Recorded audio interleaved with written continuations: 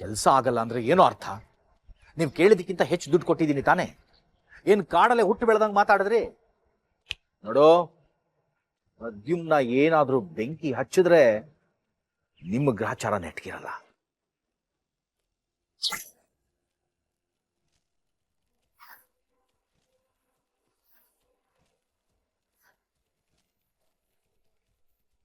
Devu Devu sir ನಾವೇನ್ ಮಾಡೋಣ sir? ಮುಂಚೆ ಈ ತರ ಯಾವತ್ತೂ ನಾವು ನೋಡೇ ಇಲ್ಲ ಸರ್. ನಾವ್ ಇದೇ ಊರಲ್ಲಿ ಬೆಳೆದವ್ರು ಸರ್. ಕಾಡಿಗೆ 1000 ತರ ಬಂದಿದೀವಿ ಸರ್. ಆದ್ರೆ ಈ ಯಪ್ಪ ಕಾಡಲ್ಲಿ ಹುಟ್ಟಿ ಬೆಳೆದವ್ರ ತರನೇ ಆಡ್ತಾನ ಸರ್. ಅವನ್ ಮಾತ್ರ ಅಲ್ಲ ಸರ್, ಇಡೀ ಕಾಡೆ ಅವನಿಗೆ ಸಹಾಯ ಮಾಡ್ತಾ ಇದೆ. ಏನ್ ಮಾಡೋಣ ಸರ್? ಮನುಷ್ಯ ಆದ್ರೆ ಫೈಟ್ ಮಾಡ್ಬೋದು, ಮರ ಗಿಡ ಹಾವು ಚೇಳು ಬೆಂಕಿ ಆದ್ರೆ ಏನ್ ಮಾಡೋಣ ಸರ್? ಇವನು ಯಾರು ಏನೋ ಗೊತ್ತಿಲ್ಲ ಸರ್. ಇವನ್ ಸಹವಾಸ ಮಾತ್ರ ನಮಗ್ ಬೇಡ ಸರ್. ಅವನು ನನ್ ಮಗ, ಸಾಮಾನ್ಯನಾದ ಮನುಷ್ಯ ಅಲ್ಲ. ನಿಮ್ಮಂತವ್ರಿಗೆ ಅವನ ಅರ್ಥ ಆಗಲ್ಲ. ಅವನಿಂದ ದೂರ ಇರೋದು ಒಳ್ಳೇದು. ನೀವು ಮೊದ್ಲು ಇಲ್ಲಿನ ಜಾಗ ಖಾಲಿ ಮಾಡೋ ನಡಿಯೋ.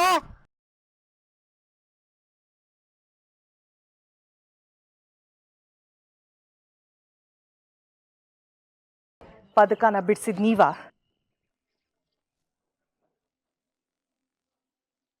ಪದಕದ ಏನ್ ಮಾತಾಡ್ತಿದ್ದೆ ದೇವು?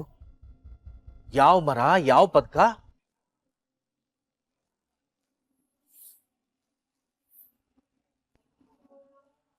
ನನ್ ಜೊತೆ ಬನ್ನಿ. ಆಪದ್ ಬಾಂಧವ, ಫೋನಲ್ಲಿ ಕೇಳಿಸ್ಕೊಂಡಿದ್ದ ಧ್ವನಿ ಅಪ್ಪನ ವಯಸ್ಸದು.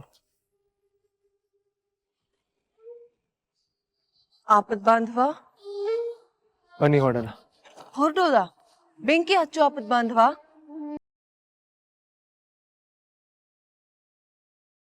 ಹಚ್ಚಲ್ಲ ಅಂದ್ರೆ ಸೂರ್ಯ ಮುಳುಗ್ತಾ ಇದ್ದಾನೆ. ಮುಳುಗ್ಲಿ ಕತ್ಲಾಗ್ಲಿ ಅಷ್ಟೇ ನನ್ನ ಅದೃಷ್ಟದಲ್ಲಿರೋದು. ಯಾಕೆ ಹೇಗ್ ಮಾತಾಡ್ತಿದ್ಯಾ ಆಪದ್ ಬಾಂಧವ? ನಾನು ಇದೆಲ್ಲ ಮಾಡಿದ್ದು ನಮ್ಮ ಅಪ್ಪನಿಗೋಸ್ಕರ ಅಮ್ರಪಾಲಿ.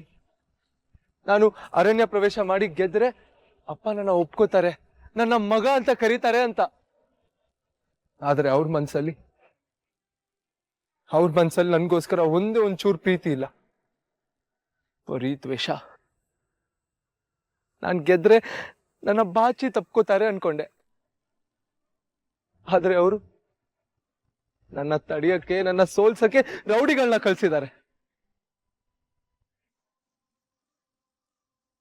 ಅವ್ರಿಗೆ ನನ್ ಗೆಲ್ಲದೇ ಇಷ್ಟ ಇಲ್ಲ ಅಂದ್ಮೇಲೆ ನಾನು ಯಾಕೆ ಇದೆಲ್ಲ ಮಾಡ್ಬೇಕು ಅಮ್ರಪಾಲಿ?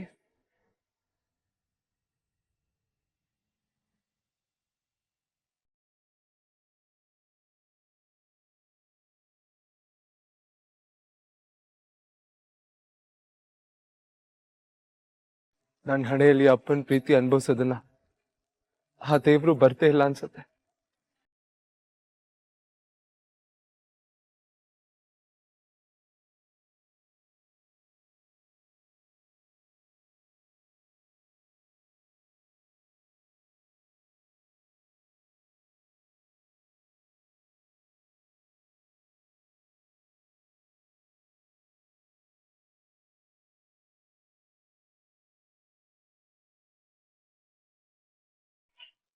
ಮಂಗಳಾರತಿ ಬೆಳಗು ಟೈಮ್ ಆಯ್ತು ಅನ್ಸುತ್ತೆ. ಪ್ರದ್ಯುಮ್ನ ಇನ್ನು ಬೆಂಕಿನೇ ಹಚ್ಚಿಲ್ಲ.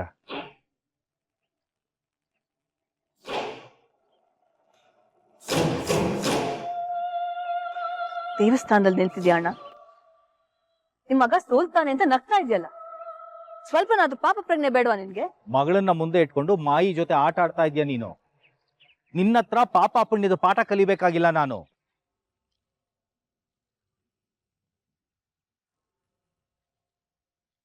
ಬೇರೆಯವ್ರು ಮಾಡಿದ ತಪ್ಪು ಅಂತ ಮಾತ್ರಕ್ಕೆ ನೀನ್ ಮಾಡಿದ್ ಸರಿಯಲ್ಲ ಅಣ್ಣ. ಹೇಳಿದ್ದನ್ನೇ ಇನ್ನೊಂದ್ಸಲ ಹೇಳ್ತೀನಿ ಕೇಳು. ನಾನು ಯಾವ ತಪ್ಪನ್ನು ಮಾಡಿಲ್ಲ. ನೀನು 100 ಸಲ ನನ್ನ ಮೇಲೆ ಒತ್ತಡ ಹಾಕಿದ್ರು ನನಗೆ ಪಾಪ ಪ್ರಜ್ಞೆ ಕಾಡಲ್ಲ. ಹೇಳಿ ಹೇಳಿ ನಿಮ್ಮ ಬಾಯಿ ಒಣಗುತ್ತೆ ಹೊರತು ನಾನಂತೂ ಬದಲಾಗಲ್ಲ.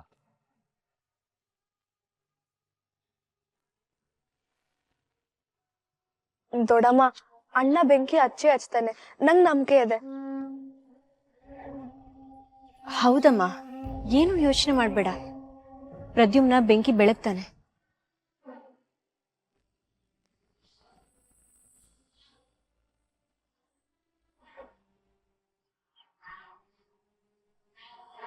ಅಯ್ಯಯ್ಯೋ, ಅಮ್ಮನವರಿಗೆ ಮಂಗಳಾರತಿ ಬೆಳಗೋ ಸಮಯ ಆಯ್ತು ಅನ್ಸುತ್ತೆ. ಪುರೋಹಿತರು ಇನ್ನು ರೆಡಿ ಮಾಡ್ಕೊಳ್ತಾ ಇದಾರೆ ಕಣೆ. ಇನ್ನೊಂದ್ 2 ನಿಮಿಷ ಆಗ್ಬೋದು. ಅಯ್ಯೋ, ಇಷ್ಟೊತ್ತಿಗೆ ಪ್ರದ್ಯುಮ್ನ ಬೆಂಕಿ ಬೆಳಗ್ಬೇಕಿತ್ತು ರೀ. ಅವ್ನ್ ಬೆಳಗಿಲ್ಲ ಅಂದ್ರೆ ಅರಣ್ಯ ಪ್ರವೇಶದಲ್ಲಿ ಸೋತಿದ್ದಾನೆ ಅಂತ ಅರ್ಥ.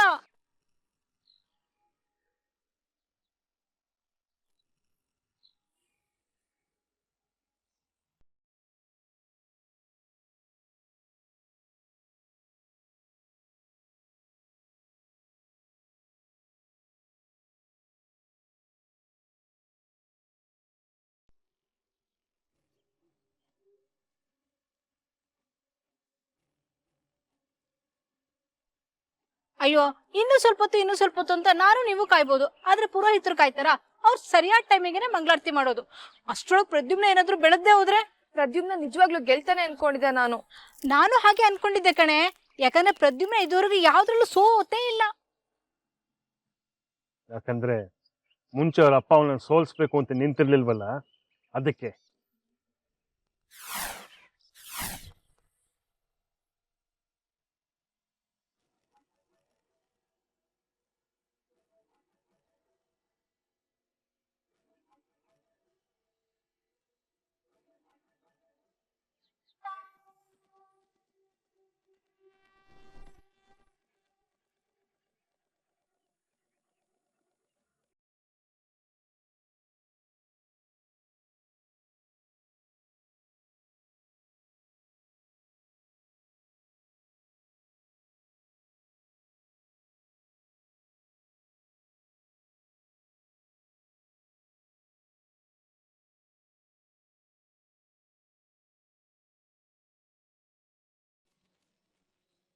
ಸರಿಯಾದ ಸಮಯಕ್ಕೆ ಸರಿಯಾದ ಬೆಂಕಿ ತಗಲಿದ್ರೆ ಅದು ಆ ದೇವಸ್ಥಾನದ ಗೋಪುರದ ಮೂಲಕ ಅದು ಅಮ್ಮನವರ ಮೇಲೆ ಬೀಳುತ್ತೆ.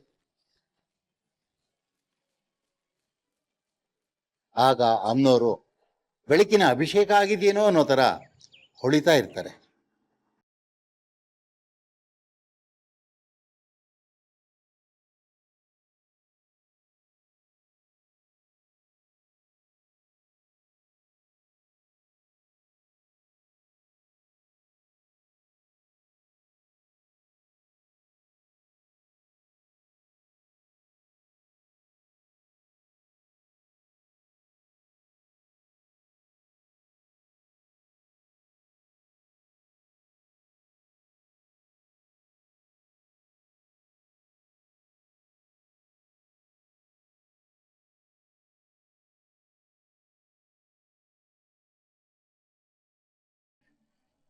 ನಂಗೆ ಗೊತ್ತು ನಿಂಗೆ ಸಂಕಟ ಆಗ್ತಿದೆ, ಮನ್ಸಿಗೆ ನೋವಾಗ್ತಿದೆ ಅಂತಾನೂ ಗೊತ್ತು.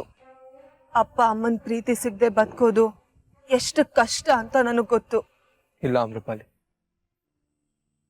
ಪ್ರೀತಿ ಸಿಗ್ತಿರೋದು ಒಂದ್ ಲೆಕ್ಕ. ಆದ್ರೆ ನಮ್ಮಪ್ಪ ನನ್ನ ಕಣ್ಮುಂದೆನೆ ಇರ್ತಾರೆ. ಪ್ರತಿ ಸಲ ಪ್ರೀತಿಯಿಂದ ಅವ್ರ ಹತ್ರ ಮಾತಾಡಕ್ ಹೋದಾಗ ದ್ವೇಷ ತೋರಿಸ್ತಾರೆ. ಅದು ನಿನ್ ಬೇಜಾರು ಬಹುಶಃ ನಾನು ಊಹೆನೂ ಮಾಡ್ಕೊಳಕ್ಕಾಗಲ್ಲ ಅನ್ಸುತ್ತೆ. ಆದ್ರೆ ನಿನ್ ಪ್ರಪಂಚದಲ್ಲಿರೋದು ಅಪ್ಪ ಮಾತ್ರನ ಆಪದ್ ಬಾಂಧವ. ನೀನ್ ಗೆಲ್ತ್ಯಾ ಗೆದ್ದು ಬರ್ತ್ಯಾ ಅಂತ ಎಷ್ಟು ಜನ ಕಾಯ್ತಾ ಇದ್ದಾರೆ. ಅಮ್ಮ, ಮಾಯಿ, ಛಾಯಾ, ಬೃಂದ ಎಲ್ರಿಗೂ ನಿನ್ ಮೇಲೆ ಎಷ್ಟು ಪ್ರೀತಿ ಇದೆ. ಒಬ್ರು ನಿನ್ನ ಪ್ರೀತಿ ಮಾಡ್ತಿಲ್ಲ ಅಂತ ಉಳ್ದವ್ರೆಲ್ಲರ ನಂಬಿಕೆನೂ ಸುಳ್ಳು ಮಾಡ್ತೀಯಾ ನೀನು? ಅಪ್ಪ ಪ್ರೀತಿ ಮಾಡ್ಲಿಲ್ಲ ಅಂದ ಮಾತ್ರಕ್ಕೆ ಬೇರೆಯವ್ರ ಪ್ರೀತಿ ಲೆಕ್ಕಕ್ಕೆ ಇಲ್ವಾ ಆಪದ್ ಬಾಂಧವ? ಇವತ್ತು ನೀನೇನಾದ್ರೂ ಸೋತ್ರೆ ಇಡೀ ಅರ್ಸು ಮನೆ ಸೋಲುತ್ತೆ.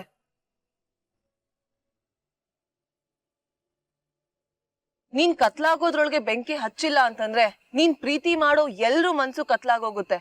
ಅದ್ ನಿಂಗ್ ಸರಿ ಅನ್ಸತ್ತಾ?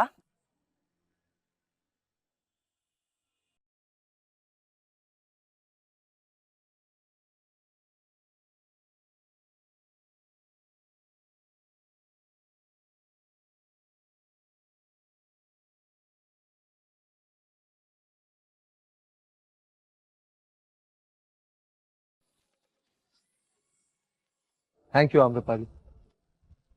ನೀವು ಇಲ್ಲದೇ ಇದ್ದಿದ್ರೆ ನನ್ಗೆ ಈ ಕೆಲಸ ಮುಗ್ಸೋಕ್ಕಾಗ್ತಾ ಇರಲಿಲ್ಲ.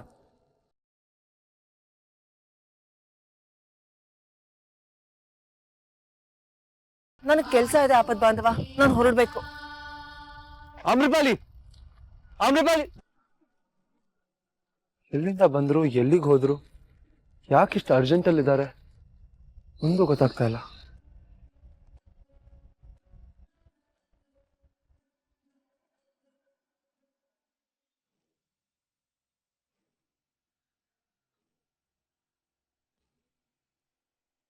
ಈ ಚಿತ್ರ ಬಿಡ್ಸಿದ್ ನೀವೇನಾ?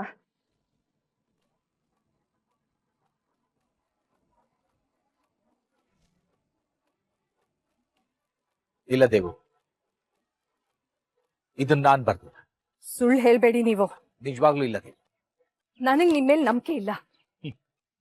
ಈ ಮನೆಯಲ್ಲಿ ನನ್ನ ಬಗ್ಗೆ ಯಾರಿಗೂ ನಂಬಿಕೆ ಇಲ್ಲ. ಇವತ್ತು ಆ ಪಟ್ಟಿಗೆ ನೀನು ಸೇರಿದೆ. ಇವೆಲ್ಲ ನನಗೇನು ಹೊಸ್ತಲ್ಲ ಬಿಡು. ನಿಮಗ್ ಅನ್ಯಾಯ ಆಗಿದೆ ಅನ್ನೋ ತರ ಆಡ್ಬೇಡಿ ಸತ್ಯ. ಅನ್ಯಾಯ ಆಗಿರೋದು ನನ್ ಮಗನ್ಗೆ. ಕೊನೆ ಸಲಿ ಕೇಳ್ತಾ ಇದ್ದೀನಿ, ಇದನ್ ಬರ್ದಿದ್ ನೀವಾ? ಇಲ್ಲ ಇಲ್ಲ ಇಲ್ಲ, ಇದು ನಾನ್ ಬರ್ದಿಲ್ಲ. ಲಾಕೆಟ್ ಕಂಡ್ರೆ ಮೈಯೆಲ್ಲ ಒಗೆಯುತ್ತೆ. ಅದನ್ನ ತಗೊಂಡೋಗಿ ಸಮುದ್ರಕ್ಕೆ ಬಿಸಾಕ್ತೆ ನೋಡು. ಎಷ್ಟೋ ವರ್ಷ ಆದ್ಮೇಲೆ ನೆಮ್ಮದಿಯಾಗಿ ನಿದ್ದೆ ಮಾಡಿದ್ದೀನಿ. ಜೊತೆಗೆ ಅದ್ರ ಬಗ್ಗೆ ಯೋಚನೆ ಮಾಡಬಾರ್ದು ಅಂತ ನಿರ್ಧಾರ ಮಾಡಿದ್ದೀನಿ. ಮತ್ ಇದನ್ನ ಯಾಕೆ ನಾನು ಬರೀಲ್ಲ ಹೇಳು?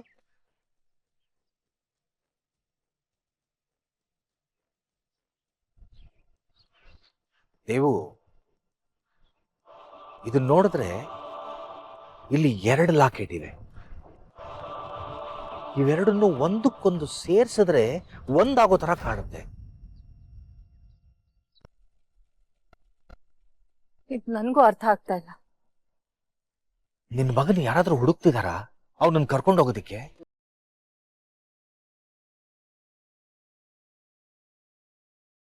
ನಿಮಗ್ ಖುಷಿ ಆಗತ್ತೆ ಅನ್ಸುತ್ತೆ ಅವನನ್ನ ಕರ್ಕೊಂಡು ಹೋದ್ರೆ.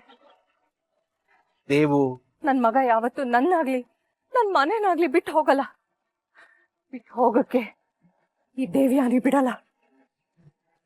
ಯಾರೇನೇ ಮಾಡಿದ್ರು ನಾನ್ ಬಿಡಲ್ಲ. ನನ್ ಸ್ವಂತ ಗಂಡ ಎದುರು ನಿಂತ್ರು ನನ್ ಮಗ ನನ್ ಬಿಟ್ಟು ಹೋಗಲ್ಲ. ಅವನು ನನ್ ಜೀವ. ಅವನ್ ನನ್ ಬಿಟ್ಟು ಹೋದ್ರೆ ನನ್ ಪ್ರಾಣನೇ ಕಳ್ಕೊಳ್ತೀನಿ.